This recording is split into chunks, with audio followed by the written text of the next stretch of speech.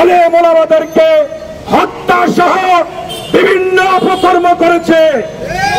আপনারা দেখেছেন 5ই জানুয়ারি সেই শাপলা চত্বর এই খুনি হাসিনার নির্দেশে সেখানে হাজার হাজার তৌহিদি জনতাকে হত্যা করা হয়েছিল। আপনারা আরো দেখেছেন এই গত জুলাই মাসে 1 থেকে 36 তারিখ পর্যন্ত এই খুনি হাসিনার নেতৃত্বে তার লেলিয়ে দেওয়া 5টা বাহিনী এবং তার লেলিয়ে দেওয়া ছাত্রলীগ যুবলীগের মাধ্যমে এদেশের ছাত্র জনতা সহ আপামর জনতাকে কিভাবে নির্মম নিষ্ঠুরভাবে হত্যা করেছে।